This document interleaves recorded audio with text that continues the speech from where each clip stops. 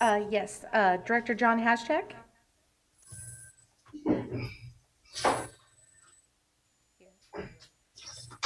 Director Mike Carter will not be participating today. He will be observing instead. Director Greta Connie. Director Jeff Hansen. Present. Director Bernie Norvell. Here. Director Josefina Duenas. And then Tasha Osran. Is Dean representing This is Tasha? Saskia Burnett from Caltrans District 1, and I am in for Tasha Ostrand, and we also have Dean Meester, who's the Regional Planning Liaison. Wonderful, thank you so much. And then Chair Dan Jurdy. Present. Thank you so much.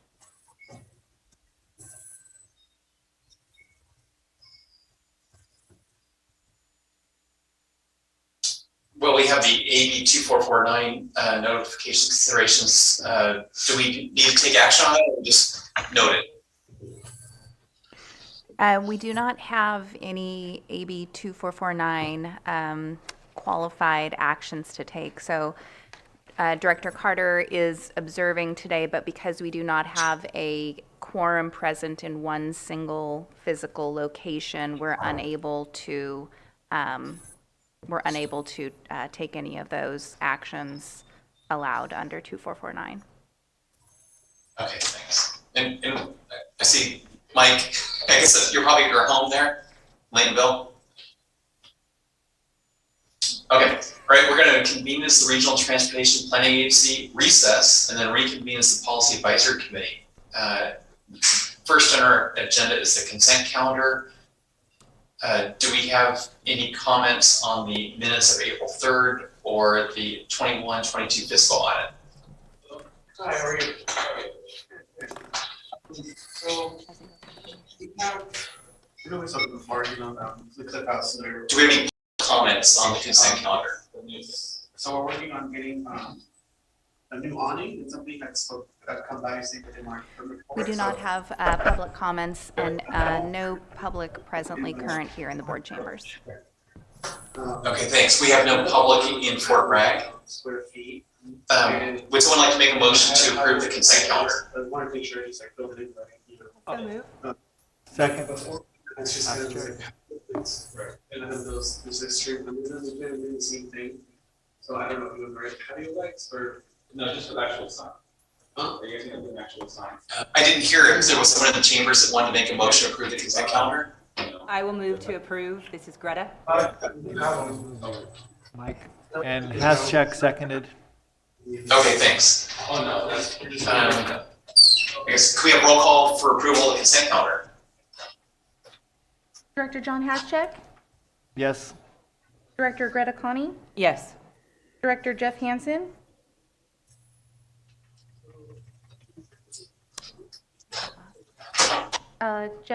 Director Jeff Hansen.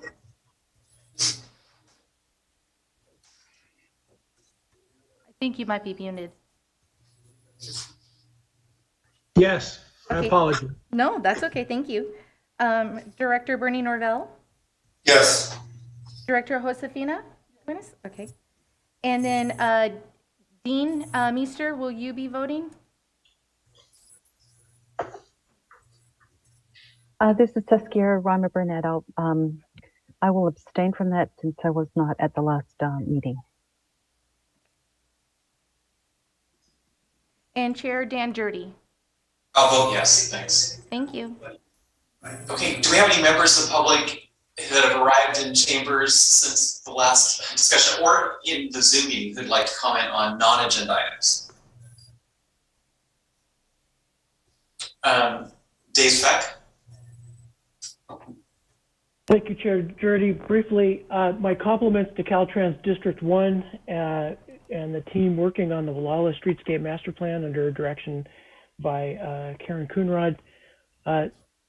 Karen and her team have been very supportive of consideration by the Wallala Municipal Advisory Council. There's a subcommittee that's been assigned to continue to work on the project and to take a look at and provide advice to Karen and her design team as the team approaches the PAED milestone in July. There have been a number of meetings and interactions between Karen's team and the GMAC committee. I'm not seated on that committee, and so I'm not offering comments on their behalf.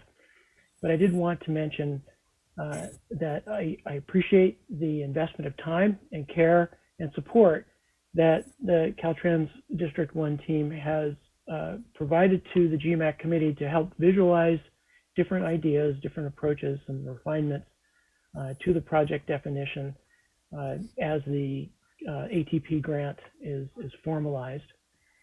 Just as a matter of heads up, the GMAC has rendered an advisory resolution, and that has been transmitted to Karen's team last week. And so we look forward to continuing our work with the team and very much appreciate the ongoing support and long-time ongoing support of MCOG. So that's it. Many thanks.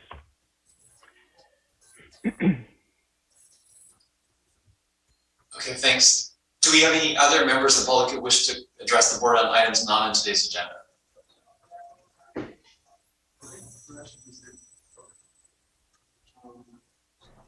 Not seeing any, we'll go to the regular calendar. We have the fiscal year 23-24 RTPA budget presentation and workshop.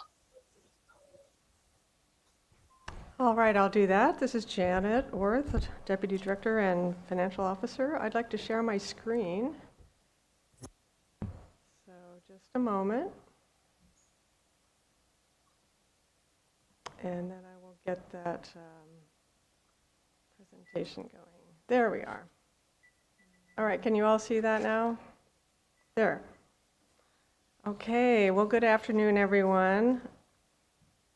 Some of you have been through this process, the budget process and the presentation before, and we have a few new members, so we can spend as much or as little time as you'd like on this. I have prepared this slide deck. It's basically updated from the past year or so, and also I posted that presentation online this morning. So I would like to go over a few of the highlights today, and then we can briefly just see what the other slides are, and we can go back to any of them or see which ones you're interested in spending more time on. And you have my written report in the agenda packet detailing the budget steps through the committee work and the major issues to be aware of. And if any of you committee members have comments along the way, please feel free to speak up.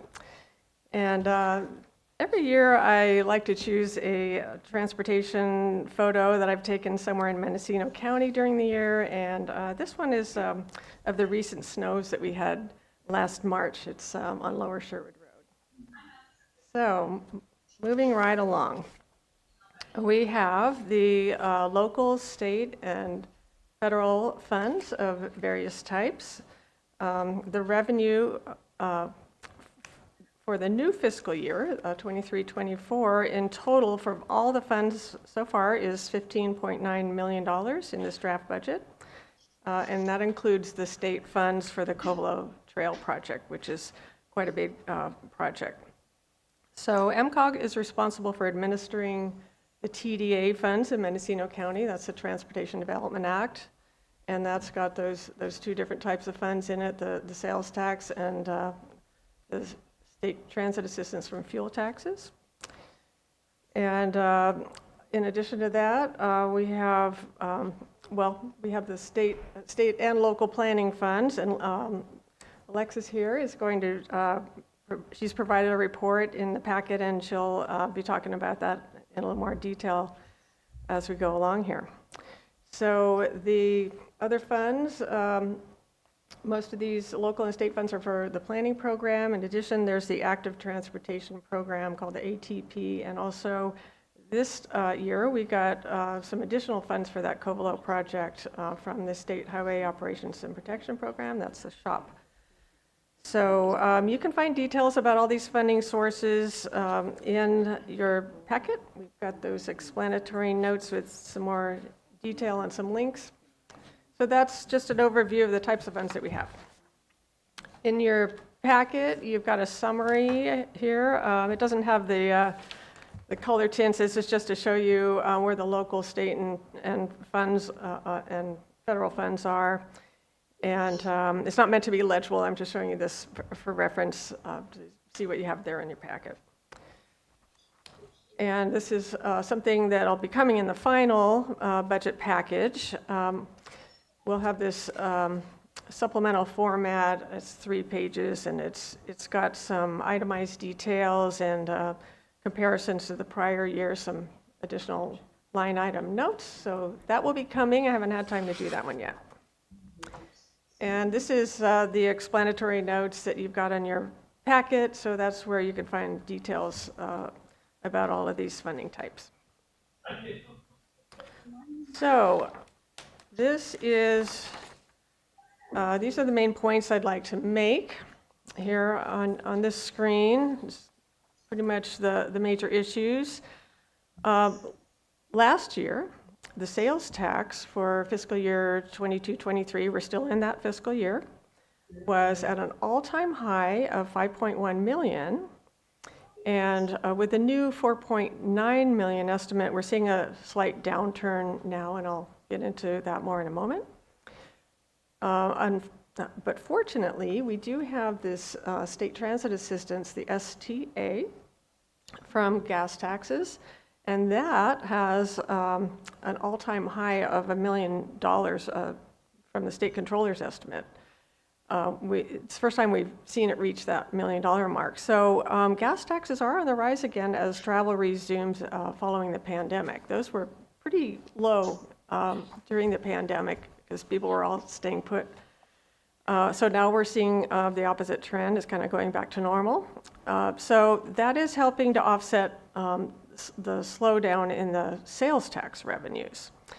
And this STA fund was recently stabilized by Senate Bill 1. That was the Road Repair and Accountability Act of 2017. And that increased the cents per gallon rate and also indexed it to inflation. So that's kind of propped up the STA. We have more revenues coming from that now. So currently, we are looking at a shortfall for fiscal year 22-23, and that amount remains to be seen, but there is a surplus of almost 400,000 from the past just audited year of 21-22 when revenues were still very high. So we do have that surplus. That's kind of covering us for now. And for the second year in a row, we have a recommendation from the executive committee to keep the reserve in the local transportation fund at 15%. That's 3 times the usual, the minimum amount of 5%, and that's what has typically been set aside in the past. But with all this revenue coming in the last couple of years, it's been a good time, a good opportunity. It's wise to set aside those funds for MTA's future needs. They're the beneficiary of that reserve. And that also was supported by MTA's management. So they were in the meeting, Jacob and Mark Harvey, with the executive committee, and they thought that was also a good idea. So they're in support of that. And as far as the allocations, the majority of the TDA funds go to public transit. And so the budget proposal shows a reduction from last year's peak allocation, which was the highest we've ever seen.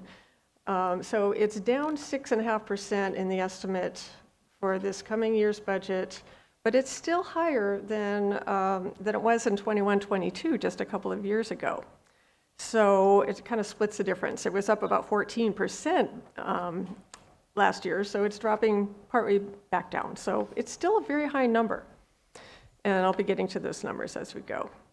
So that 14% that they got actually this year in 22-23 was really about $500,000. So that made a big difference. So it will be going down somewhat.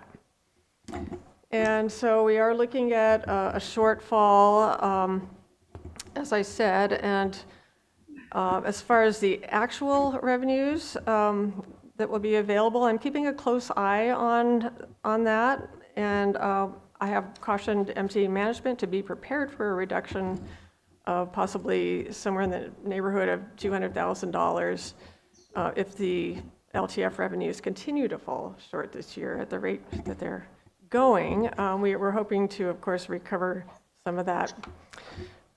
So my final point here on this slide is that when you look at the total STA funds available, and that's the combination of the sales tax and the gas tax, the LTF and the STA, those two combined, the difference from the prior year is very negligible. It's just 1/3%. So that's $23,000. So there's that gas tax infilling for the sales tax, kind of helping to make their MTA's claim whole. So those are my highlights. Any questions so far, or should I keep moving along here? Okay, that's just the overview. Just really briefly, this is the trend line of the LTF revenues. It shows a steady increase in the sales tax revenues, and even despite that little downturn you see on the far right there, which is our projected estimates coming up in this new budget. So I do like looking this far back. This goes back to 2006-07, because you can see the Great Recession there around 2009 and how far we've come since then. So there was a dip there, but it's been on the upswing ever since then. Now, this is just a little bit more, this is in your packet also in the staff report. It just shows exactly where we are in the first 8 months of this fiscal year, the current year. So we're on an accrual basis, so there's a 2-month delay of when we get the revenues from when they were collected, but you can see the auditor's estimate for our current year is $5.1 million. You see what we brought in today is about 3.4. It would be for the budget, if just averaging all the months out, we should be at about 3.4. We're at 3,029,622. There is the actual number. So we are falling short at the moment by 7.7%, and that's $395,000 there, you see in the right column there. And so there's 4 months left to go. We need another 2.1 million to come in to actually make that budget whole. When the auditor, the county auditor, controller, treasurer, tax collector, made the new fund estimate, she also did a revised estimate for this current year. So she's predicting this shortfall of 185,956. That's 3.6% of the budget. So we are seeing a larger shortfall year to date than was predicted back in February. We're hoping that in the next 4 months we can make up some of that and get closer to that budget. So that's just a snapshot of where we are this year. Can I ask a question now? Yes, of course. So what is going to make up that shortfall? I mean, it goes from, if you can, the 395,000 that were, right, and if it's projected to 185, how do we make up that 200,000? Is there? I will show you that. We're getting there. So Okay. here is the budget calculus that we use for the LTF funds. And what you're seeing on the screen now is just a little excerpt of that budget summary sheet that's in your packet. And it's kind of the upper left-hand quadrant there. And in the first column, the LTF column, you're seeing the calculation that we make. So basically, I can kind of walk you through this. Let's see if I can use my pointer. Oh, I can, good. So here's the new estimate for the LTF, 4.9 million. Here's the shortfall for the current year. So to answer part of your question, we are subtracting the shortfall that's projected for this year from next year's money, and that leaves us with 4.7 million right here. Usually we ignore that number. Usually it's a surplus and we put that aside and wait until it's been audited and it runs through the reserve process. But this time, since there's a shortfall, we think that we should reduce this, this full number for the 23-24 revenues. And then everything gets run through this reserve process. This is the MCOG's policy. And so down here in the lower part of the screen here, we have the audited revenue. There's a surplus for 21-22 fiscal year, and that was this $384,000. And that also is meant to help cover this shortfall. But first it has to go through the reserve. So we're calculating here what was the audited balance in the reserve. That was $1,212,000 and change there, and less what's did get allocated in this current year we're in now, so that's already been budgeted, that's already spoken for. And then what's left over here is this 1.1 million, $1,160,000. Then what happens is the board in the budget process sets this number. How much do we want to reserve? So that's the 15% that's being proposed. That's $735,000.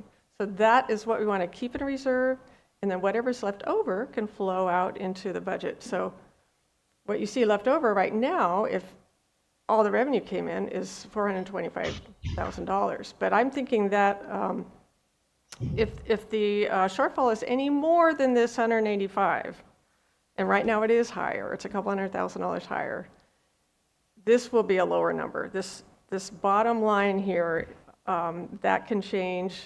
That number will be reduced. We won't have as much money going in there. So that's where it would come out, just because this shortfall would be a bigger amount. So I've kind of done the calculations on the side, and that's the way it plays out. So I'm thinking it could be a couple $100,000 less. We don't really know until a couple months after the budget gets adopted in June. Because we have that 2-month delay, we'll get the last revenues in August. And if that is the case, it may require a budget amendment. So it's a little complex, and we got a lot of calculations here, but that's how the process flows through. Yeah, so it depends on if the auditor's estimates come in as projected at this moment. That's right, right. And that will affect the bottom line of the 425,000. You know, the revenues are still very high. You know, I think this budget is still pretty healthy. You know, we have places to look. We have that surplus from last year. We have the gas tax coming in high. You know, we may be down just a little. It's really not going to hurt that much. I think the budget's in pretty good shape. It's higher than it was 2 years ago. So, you know, part of it is what does MTA want to claim? And they're the primary claimant, and they have submitted their claim. It's in your packet, and they think they can use all the money, but I've, as I said, cautioned them that, you know, if we may not get 100% of what you're seeing in this draft budget proposal, so they're prepared for that.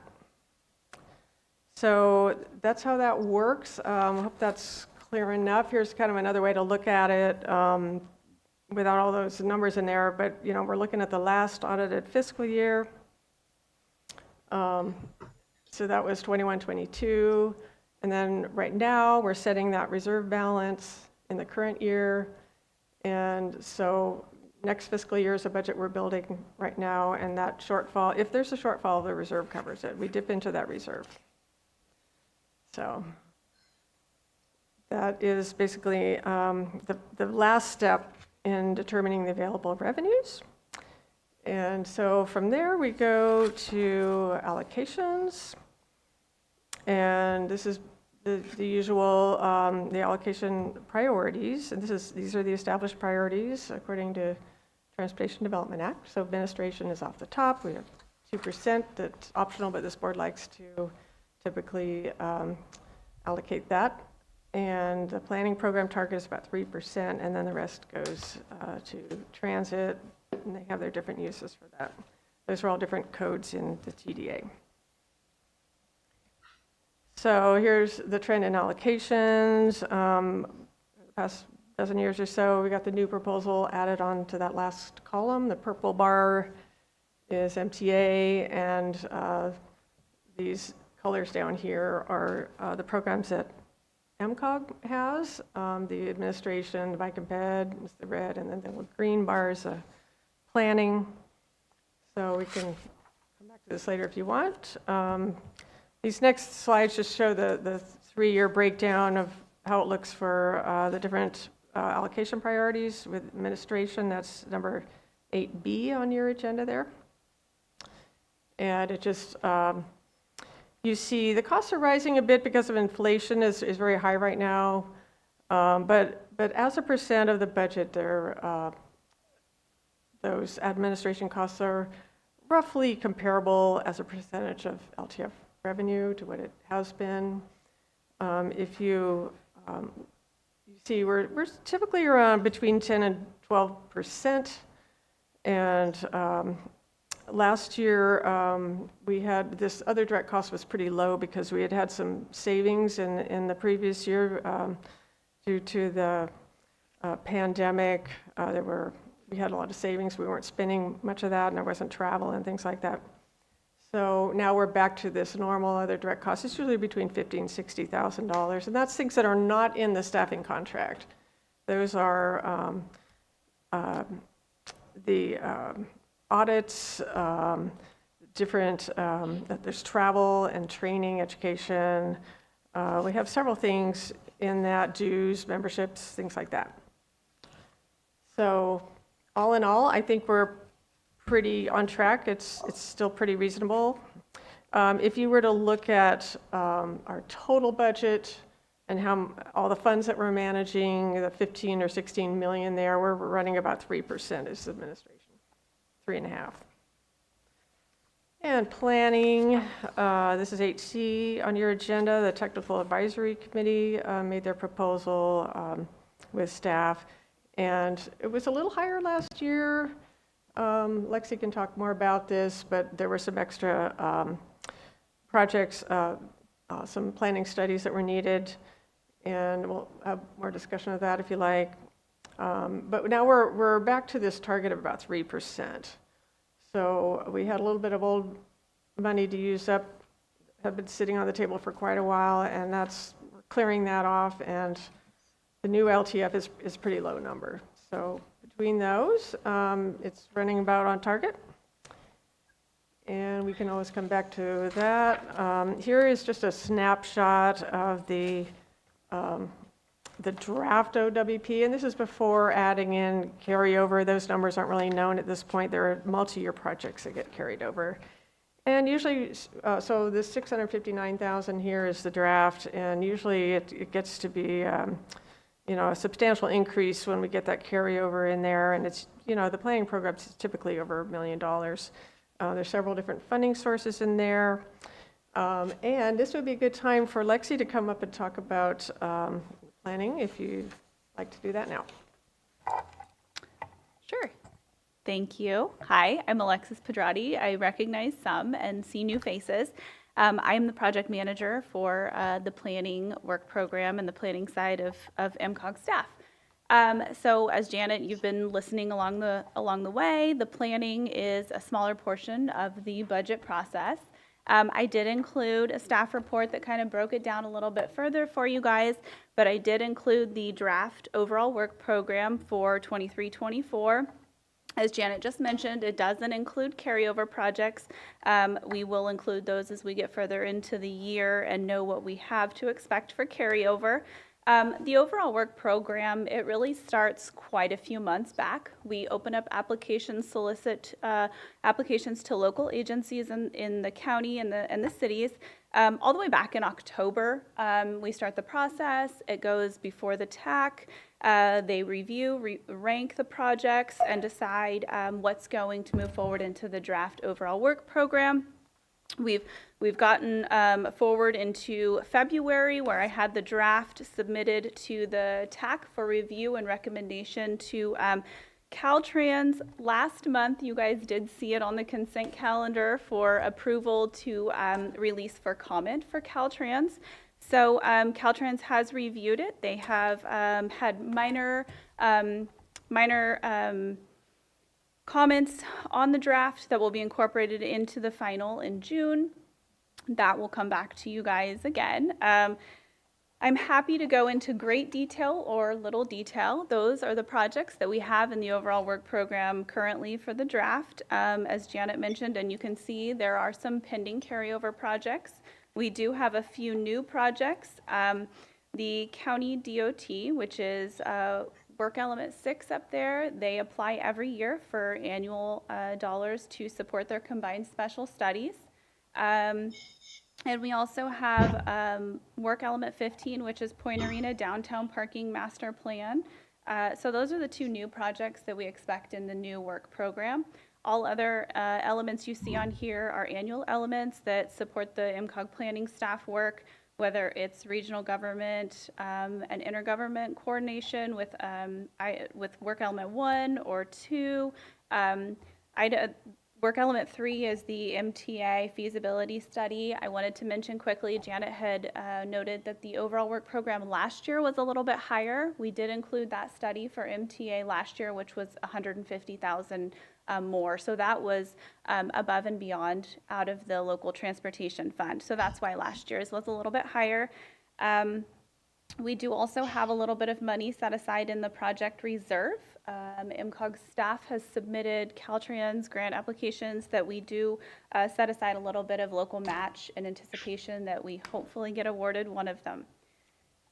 So again, Janet did say we had $659,364 set aside in the draft OWP. And in one of the financial sheets that you can see, I'm not sure, that one has the sources identified up there, which match up with Janet's budget. But in some of the actual financial spreadsheets in the overall work program, it lines it up with the local, state, and any federal. We don't have any federal in our OWP this year, but it can happen. So I am happy to answer questions. I'm happy to go through each work element, whatever the board so pleases.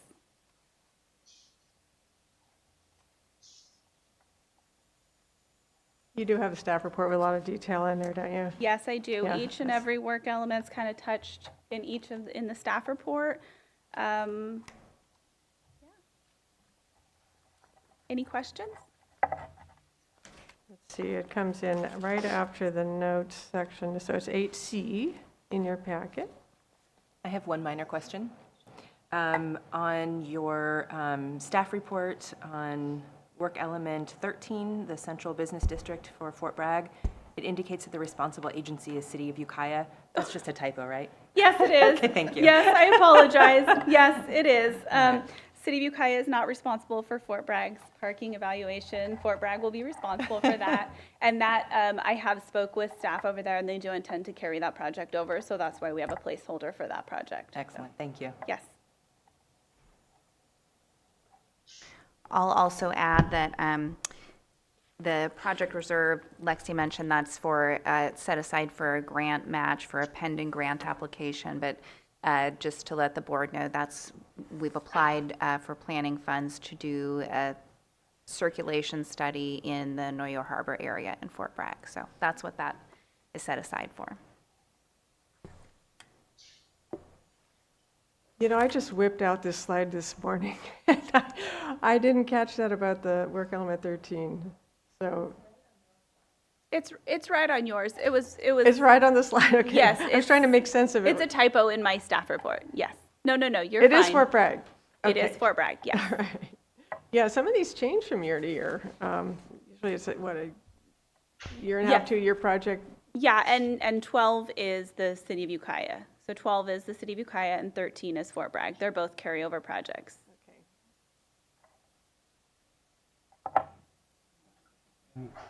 Through the chair.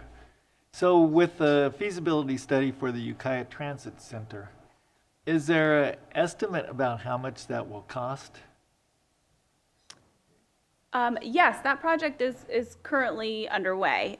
So what's a placeholder right now is the carryover that we'll be carrying over into the new year. And Loretta, it's The transit center study? Yeah. It kicked off, I think, in December, so it's only like a third way through. It's a planning project, and I don't have that budget with me. We had the funding last year's program. You're so- asking what the planning study cost was? That's what I was wondering Yeah. about, right? But we can talk later about it. 150,000? Yeah, I'm pretty confident in saying that it was 150,000. I'm not sure exactly what we contracted exact dollar amount with the consultant, but we set aside 150,000 for the consultant project. Okay, thank you. And wasn't this one of those Caltrans planning grants? So we tend to That was run one. in the range of That wasn't, between 100 and 200,000 for one of those kinds of planning projects. that wasn't a grant. Oh, that one was not a grant. Oh, No, sorry. I'm sorry, that's So our own money. That's the local money. Oh, it's unusual, sorry Right, there. We right. had several different transit studies this past year. So a couple of them are grant funded and this one is locally funded, so, Right. yeah, excuse me. Okay. Anything else on that? Anything online? We or- do have some, Okay. on the agenda later, some staff reports about some of the projects. We'll get to those. Okay. Thank you. Thank you, Lexi. Now we're on to the transit allocation. This is for MTA, and that's number 8D on your agenda. Typically, at this point, we have a recommendation from the Transit Productivity Committee. They haven't had a chance to meet. They're meeting this Wednesday, May 3rd. So that's Director Jurdy and Director Carter. So the committee has 5 voting members. There are 2 MCOG board members, 2 MTA board members, and 1 representative of the 5 senior centers that have transportation programs in Mendocino County. So that's coming right up this week. We don't have a recommendation yet, but the agenda packet is out. It's posted on our website. And so they will have a recommendation on MTA's claim. You do have that claim in your packet there, a summary of it. And also they will be recommending on the funding of any unmet transit needs. That's a process we go through every year. And we're in the middle of that process. Staff is recommending a finding that there are unmet transit needs that are reasonable to meet. That's a technical definition that we have for fiscal year 23-24. So it looks like we'll be able to show you this later, but out of the list, we have 2 needs that are rising to the top, and one of them will be funded by an outside agency, and one of them MTA will be funding out of this claim. So that's what I'm predicting. That's what I'm recommending in my staff report, and the committee will meet later this week and talk about that. So we'll be coming back to you on that. We'll also be asking the Social Services Transportation Advisory Council for a recommendation. They meet on May 10th. So this all comes back to you in June at budget adoption time. That transit committee will also make some other recommendations. I'll report those out later, of course. Those are dealing with the performance and standards. So on this screen here, you kind of see where we've been. Very high increases in those amazing pandemic years, which, boy, did it have its highs and lows. One of the big surprises was how much sales tax came in, and I think I have kind of a, untested theory that it wasn't necessarily from local businesses, but there were lots of online sales, and I believe that the county gets a formula share of online sales from the sales tax. Maybe you know, Director Hashtag, but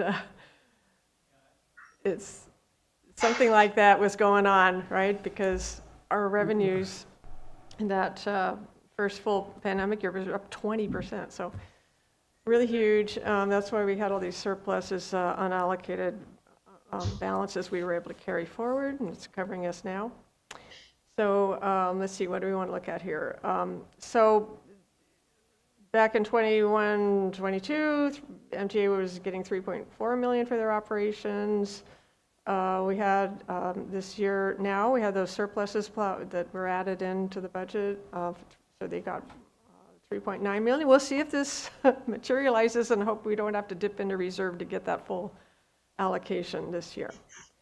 And then the senior centers get the same percentage increase or decrease as MTA, and that's MTA's policy. The seniors are contractors.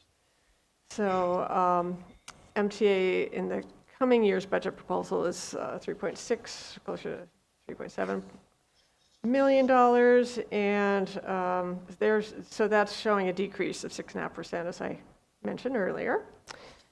Because look, we had these really high increases, and so this isn't that bad. We're going partway back to what it was last year. So, or actually what it was before that. So where am I? Yeah, they typically get around 90% of the funds. And over the past 6 years, I haven't had a chance to update this number yet, adding in this new year, but over the previous 6 years, the increase in LTF funds for transit was averaging 5% a year. So it was, keeping up with inflation or better, right up until this year's the highest. We've seen inflation for a while at 7.3. Anything you'd like to know about the transit at this point? And then I'll be skipping through some other kinds of funds here really quickly. Okay, we can come back to anything if you have questions at the end. These are just other kinds of funds available. This is from Senate Bill 1. There are others, competitive planning grants from Caltrans, a sustainable, actually I think it's now called Sustainable Transportation Planning, Loretta, am I right? That we do apply for as often as we can, usually every year. We've been getting a lot of those planning projects funded. And those go through that planning work program you just saw with those work elements that Lexi showed you. The Active Transportation Program, and that is something Nafili could tell you more about. That's what originally funded the Covelo Trail project. And also, we tried twice to get ATP funds for the Wallala Downtown Streetscape, and this time successful. Right? And but it's very competitive. You have to have pretty high scores to get any ATP money. That's all the bicycle and pedestrian funds that's the only place to go to the state for the funds. It's got all the federal and state bike and ped type funds rolled together into this one program. It's very competitive, oversubscribed typically, and so, every budget year there's lobbying going on to add more money into that program. But that's great. Do you have anything on that? Just want to clarify, so we are the implementing agency of the Covelo Active Transportation Grant. We are not the implementing agency for the Wallala Active Transportation Grant. That's Caltrans is the implementing agency. So those funds won't show up in our budget, but the Covelo funds will. So that's the difference between those two. We were the applicant for both of them, but Wallala is being implemented by Caltrans. Good point. Okay. And State of Good Repair funds does flow through MCOG's cash accounts. We have that money. It gets claimed by MTA. They come out by formula from the state controller. MTA approves a project list, and they've been using those for capital type projects, vehicles and electric vehicles and things like that. So that's more like 150,000 or so a year, but it adds up. Okay, yeah, and that sustainable transportation, those planning grants, we got that mobility solution study out of that's currently going on, and we've had a lot of past projects. Loretta could tell you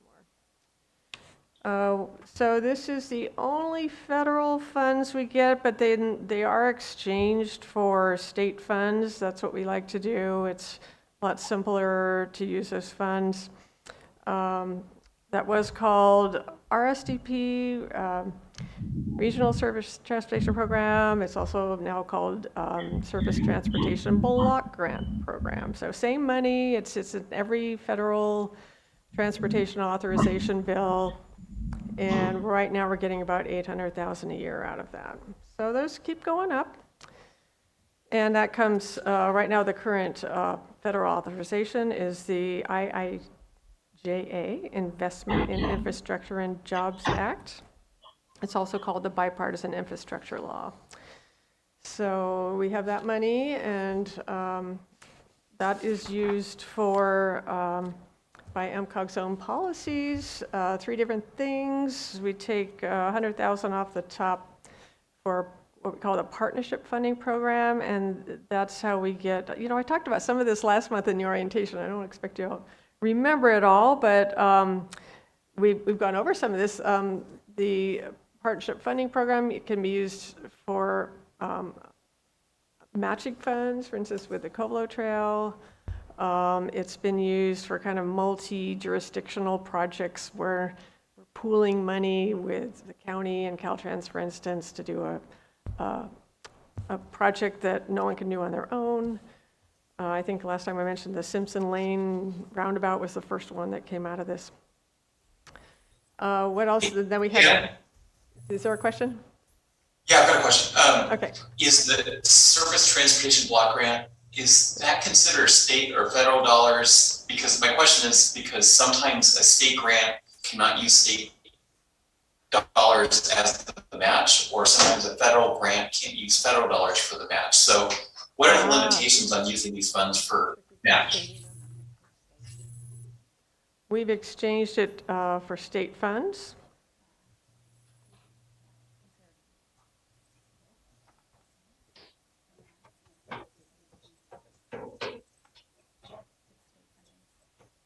Yes.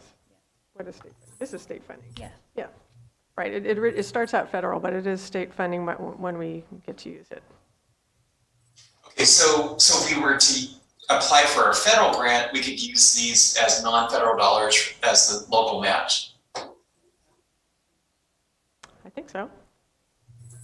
Yes, and it's also, it's been used by local agencies to match state grants as well. Okay, thanks. Apparently that's allowed. So the point is, it's really the most flexible funds that we have. It's the most unconstrained. It can fund anything in Article 19 of the California Constitution, which are transportation purposes. So, excuse me, there are a lot of things that our local agencies like to use it for, and sometimes it's streets and roads, sometimes it's other kinds of equipment that's hard to fund some other way. And we also have that middle bullet there. That's the staffing position that we have at MCOG that does help our local member agencies with delivering some of their programs and projects that are funded through MCOG. Chair. And yes, Oh, Janet. go ahead. Through the chair. So at this point, do we have plans for that 811,000? Well, it's accumulated in a fund. Let's see, I wish I had that number with me right now. It will go into a budget resolution, how much we have accumulated. There are a lot of these formula funds. We usually have about $2 million sitting in that fund. And that's because our member cities and counties are saving up they haven't claimed it yet, their formula share, and they plan to, and every so often they'll find a project they want to fund and claim that money. Point Arena has been claiming theirs most recently. And then we do have, hesitant to give an estimate, but maybe $500,000 available in the partnership funds that are not allocated yet, that are available to do something with.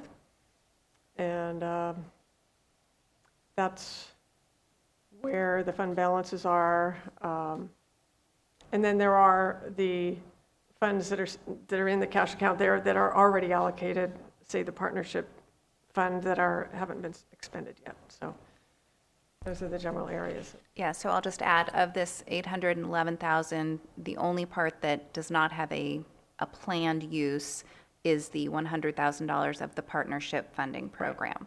The others is for the regional management position, and then the county, and the bulk of it is up to the local agencies on how that's used. Okay, thank you. Right, so, county likes to claim their something like 100,000 a year every year, and they put it in their roads fund and they take care of their county roads with it. That's what county does. And then cities do other things with their share. But like Chair Jurdy was saying, that it could be used for matching grants, right, that deal with transportation issues. I think so, yeah. Okay. Sounds like a good. Okay. So that's that fund. What is not in the budget, just in conclusion, just wrapping up here, we don't have the STIP funds going through our cash accounts. We never see that money. That's something that MCOG gets to recommend the programming in the regional transportation improvement program that's submitted to the state, and they add that into their state transportation program, assuming they agree, right? They try to stick to the guidelines of the current cycle. So that's a capital program. We don't see that money, but there are millions that go into that. And each of the COGs has their say on how they want, 75% of the money to be spent here in our county. There's the SAFE program, the motor state call boxes, and we do manage that. We do have the cash. That's a separate budget that you adopt separately, and we actually convene a different meeting of the same board on our agenda now and then to address the SAFE call box program. You change hats for that one. So let me just go add back on to that that? last slide. You don't have to go back. So there is one portion of the STIP that actually is in our budget, the planning, programming, and monitoring funds, which are 5% of our STIP estimate, go into the planning work program. So we get that portion in our budget. And then you can expect a SAFE meeting in June to go over that. Not the PPM, to go over the SAFE budget. Right. This June, we'll have that. Okay. Very good. And Lexi is the one who's been managing that program. And we'll be hearing more about that. So you have some of these recommendations before you now. The staff started off the draft budget and gave it to the executive committee. They made their recommendation in February. The technical advisory committee recommended on the planning program back in February, and that's the draft that is currently available for review and comment. That's up on our website. It was on last month's agenda, planning program. Of course, the Transit Committee meets this week, and then finally the Social Services Transportation Advisory Council next week. And so we'll have all those recommendations. This will come back to you in June on the 5th. So you'll have a whole budget package, and that'll be also available online and as a PDF document. And you can make amendments. We might need to make an amendment this year. Occasionally we do. So that's coming up. And that is about all I have. That concludes my presentation. If there are any more questions or anything you'd like to go back to, I'm happy to do that.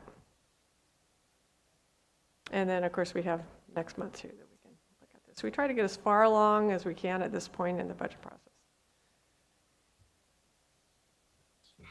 Thanks, Jen, for the report. Maybe you can take the slide down so we can see the rest of the participants. Can we stop sharing now? Okay, you got it. There we are.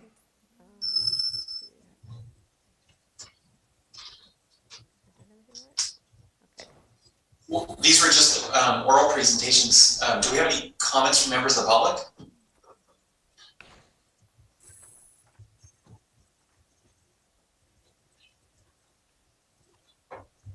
Okay, not seeing any. No comments at this time. Okay, well, thanks for the presentation. I think we're going to go to item number 9, which is recess as the Policy Advisory Committee, reconvene as the RTPA, and ratify the actions of the. Do we have a motion to ratify the actions of the Policy Advisory Committee?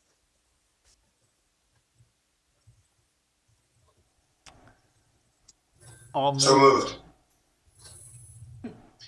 Josefina was going to.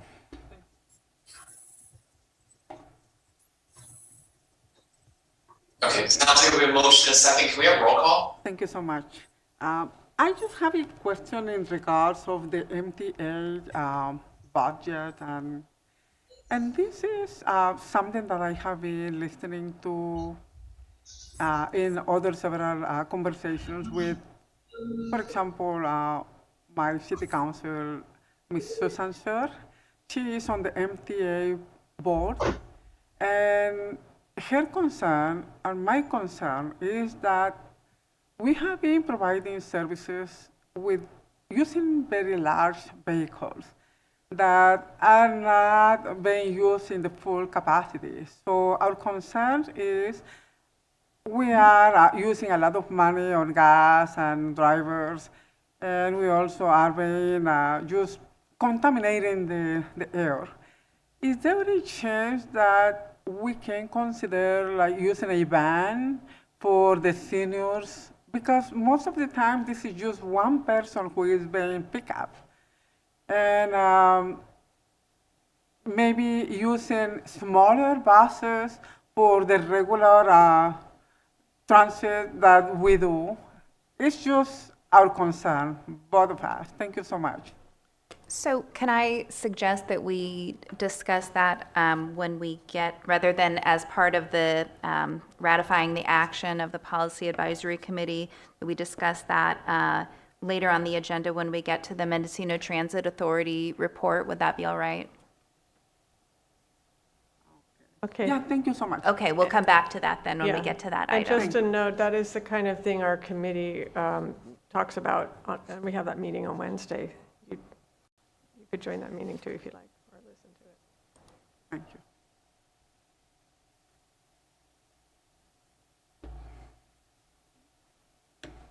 And I'd just like to clarify, was it Josefina that first and then John Haschek seconded the motion? Sure. Alrighty, roll call. John Haschek, Yes. Director Connie, Yes. Director Jeff Hansen, Yes. Director Bernie Norvell, Yes. Director Josefina Duenas, and Chair Dan Jurdy. Yes. Thank you. Okay, that takes us to reports, and we do have a written report from Caltrans. Is Saskia, is there anything else you wanted to add, or Dean? We don't have any comments at this time. Thank you. I'll just note that in our report, we have the the list of projects that are shown at the quarterly South Deal meetings. So for people who aren't able to attend that meeting, I think it's a really comprehensive list of Caltrans projects in Mendocino and Lake County. So it's interesting to read it. I'll also add under this item that board members will be receiving an invitation to review and comment the Caltrans District 1 2023 10-year project list or plan. So that'll be sent out either this afternoon or tomorrow.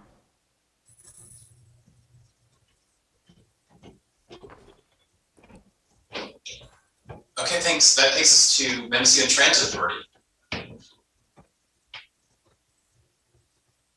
Hi, I guess I have a conversation to have. I'm not exactly sure how this would go.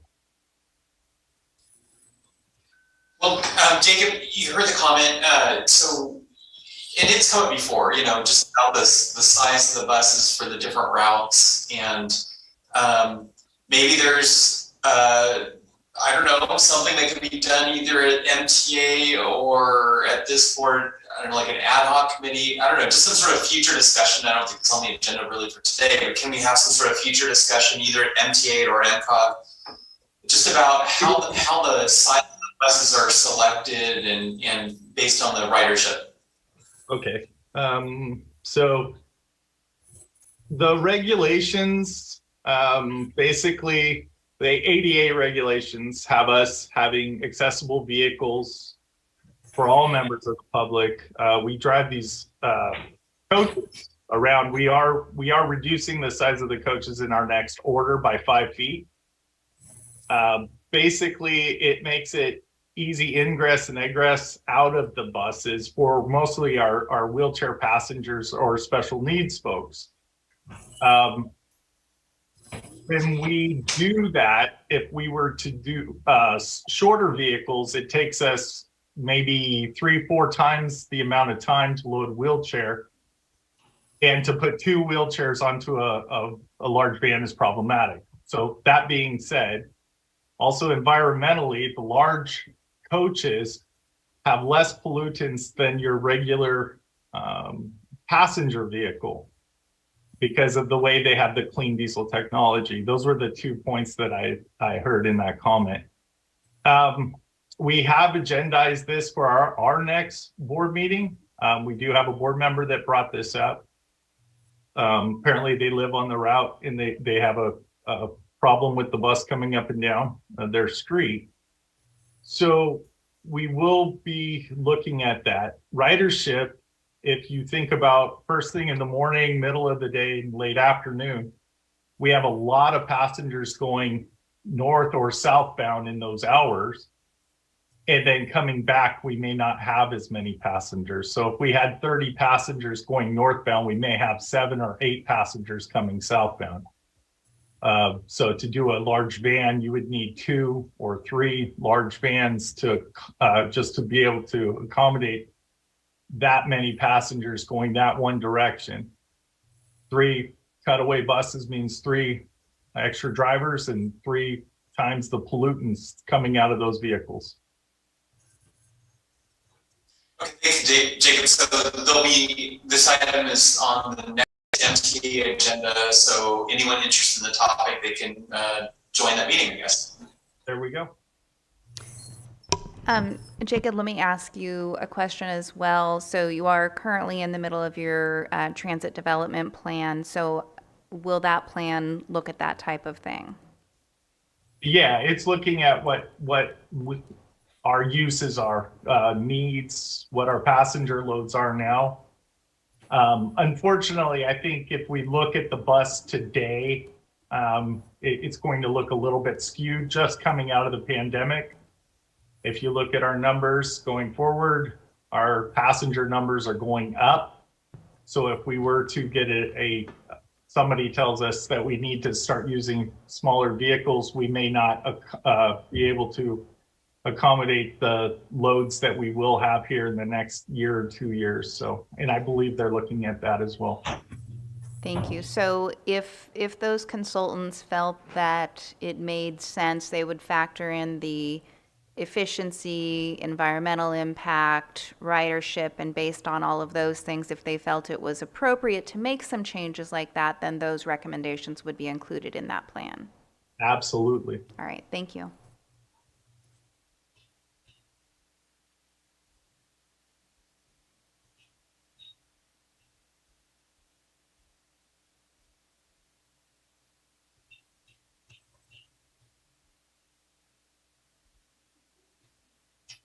Okay, so do we have any report on the Great Railway Trail?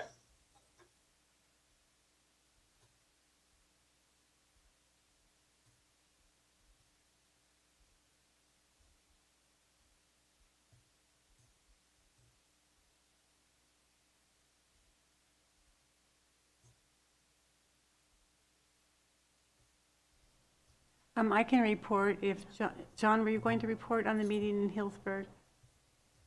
On the Great River Trail? Oh, is that where we are? Sorry, I didn't hear what Chair Jurdy said, so. are we looking for a Great Redwood Trail meeting? Okay, we had a meeting on, I think it was the 20th of April, and we had an overview of the meetings that took place, the community outreach meetings in Fortuna and Willits. The Willits one was in conjunction with the local trail that the city of Willits is building, and which will be part of the Great Redwood Trail. And so I think that there was almost 100 people in Fortuna the evening before, and then in Willits there was something like 75. Well received, a lot of comments, and certainly concerns about the impact, especially on areas that are out of the public view, that are out in the wilderness along the Eel River Canyon. So there's a commitment from the Great Redwood Trail to continue, and the ALTA, which is doing the master plan, to continue outreach to those areas and the homeowners that have property along the proposed trail, and also with first responders who also have concerns about what will happen if people get injured or if there's a emergency along the trail. So that's kind of the upshot from those meetings. And if I can also add, there was the eminent domain case that the skunk train, or what's it called, the official name of it was engaged in with the property on Highway 20, that was of interest too, of how it will affect litigation that skunk train's engaged in with the CPUC, with state transportation, the Surface Transportation Board, and so is the ruling was against the skunk train for eminent domain of that property along Highway 20. And that's about it.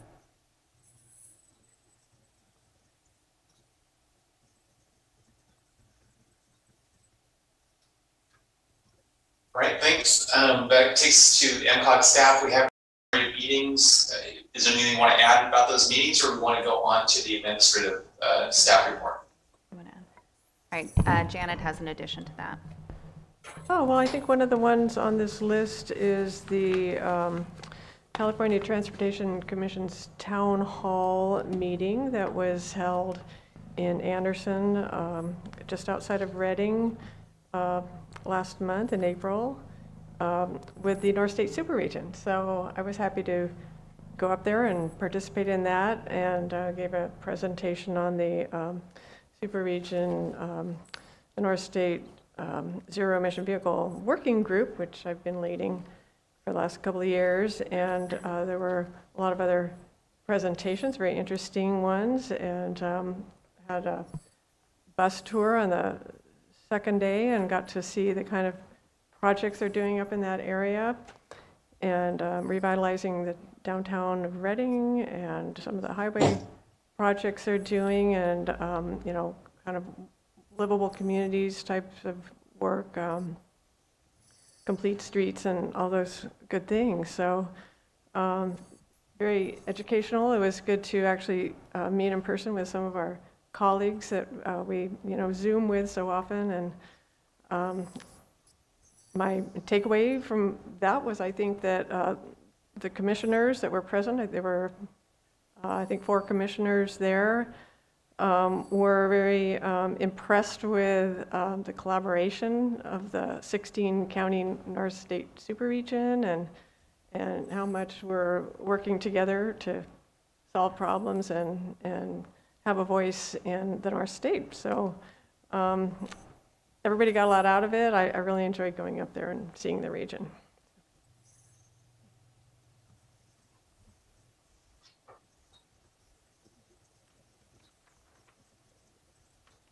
Okay. Were we going to have an update on the Covelo project? Yeah, I just have a brief update. So we awarded a contract since the last meeting and executed a contract rather, and had the pre-construction meeting to kick that off, and we're all had known it was going to be a while before any kind of ground disturbance could happen because of the wet conditions up there. However, it was determined that the contractor would go ahead and move forward with some of the preliminary clearing, preliminary clearing that needs to happen prior to that. So we've got biological surveys for birds happening currently, and then that clearing will start as appropriate following those surveys. So there will be things happening in Covelo very soon. This week, most likely. Okay, well, thanks for the update.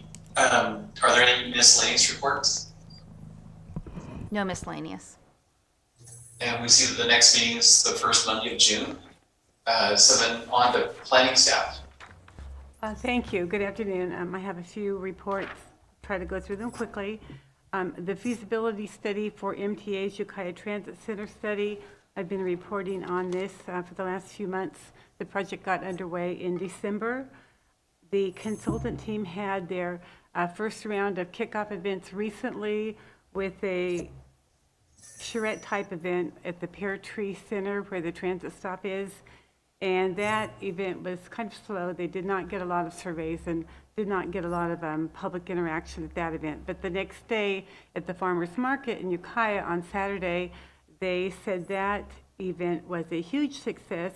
They interacted with about 50 people. They've had about 50 surveys completed so far, and they are planning to work on an outreach event with Mendocino College students. So I note that I was listed in the meetings report as attending that event on Saturday at the farmers market, which I did not attend, so I wanted to just mention that. And anyway, this project is going well, and we are right now in the middle of the public outreach with there's an online presentation on the project website, the survey is on the project website, and the consultant team is continuing to meet with stakeholders. So the next item on the timeline for that event is we will be working on the scoring criteria and site selection. So I'd be happy to respond to any questions. And I'll also add, Director Haschek, this is the project you had asked about the cost on earlier, and so I asked staff that's back in the office to check on that. So it's about $135,000 for the consultant costs on that project. Okay, thank you. Thank you. The next report is on the mobility solutions study that we've talked about for about the last year. As you all know, we had a presentation from the consultant at the April meeting. So we had invited MTA board members to that meeting. I had looked up the Brown Act and found that it was fine for them to attend another noticed meeting. And I don't believe any MTA board members were at the presentation in April. So I attended the MTA board meeting last week because I want the MTA board members to be aware of the recommendations that could likely be coming from the consultant. The discussion that you all heard last month, I want everyone to be aware of what could be coming because it is different. It's something that, you know, could potentially affect MTA funding depending on what recommendations make it into the final report. So I'm just letting you know that I reported that to the MTA board. And I don't have anything else. There's nothing really new to report since the consultant reported to you last month. MCOG staff is continuing to work with the consultant. We have a meeting later this week. I'd be happy to respond to any questions on that. Okay. And then thirdly, I just want to briefly let you know that the public outreach project that MCOG worked with ChargePoint on for the EV charging station locations, I put the final community outreach summary report in your information packet, and it just gives you an idea of the type of input we received on that project. And that's in your information project. in your information packet. And if there's any questions on that, and if not, I have two quick miscellaneous items. The first one is that, as was mentioned in earlier discussion, I want to let you know that MCOG staff is working with MTA on their short-range transit development plan. We're not the lead agency on that, but we are participating on that. And the public outreach for that project will be this summer, starting off in June, and that project just kicked off in March. And then my last report is to let you know that the MCOG work program, the training work element 14, will be sponsoring a training for local agency public works staff. And this was the request at one of the member agencies. It's a training for traffic control and flagger training. It will be held on June 8th at the Ukiah Conference Center. And we did reach out to all the local agencies. Some of them have already had the training on their own, so we won't have a full group, but we will be sponsoring that training out of the MCOG planning budget. And that's all I have. Thank you. Thanks, Loretta. Now we're on to director reports. Are there any reports from directors? Well, I'll report that I was up in Covelo twice in the last week, and there's certainly a lot of enthusiasm for the start of the multi-purpose trail. One question is, when is the projected termination or final product going to be done? When is it going to be done? Do we have an idea? Hoping that it can be done in one construction season, but a lot of it depends on the conditions up there, and a lot of it depends on the conditions up there about that will affect how far they're able to get in this construction season, when they're able to start, but then also the conditions in the field.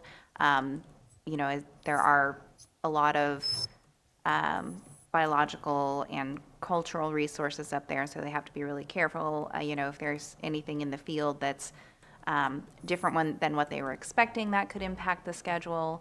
I'll ask, I think James is still on the Zoom call, but if he is, he can add on to what I'm saying. But we would hope to have it finished by the end of this construction season. I believe that the bridge, they're anticipating installing that, which is sort of the maybe certainly the most expensive part of this project. It's supposed to be installed late September, early October. So that'll be done this construction season, and the rest of it we'll have to see, but okay. And we'll know more, you know, as once the clearing starts, after the surveys are done, we'll learn more about the schedule.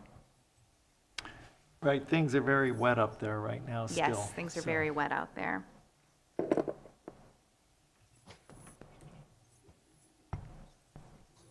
Right, James just sent a message saying he didn't have anything to add to the schedule either. Okay. If we don't have any other director reports, any reports on CalCog? Well, I do have a CalCog report that on June 6th, there's the Legislative Advocacy Day, and so they're going to be meeting in Sacramento. It's a board meeting day for me, so if the alternate director Bernie wants to attend, you're more than welcome. And that's on June 6th. And then the California Transit Association just released their $5.15 billion 5-year budget proposal. And they're trying to restore the $2 billion of the TIRCP funding that was cut in the governor's January budget. So that will be an ongoing discussion as the May revise happens, and the budget becomes clearer. So just wanted to provide that. Okay. Thank you. Thank you. And Thanks for the. Director Norval will make sure that you have the information on that June 6th CalCog event. Thank you. Okay, looks like at 2:52 we're adjourned. Thanks. Thanks, everyone. Thank you, everyone.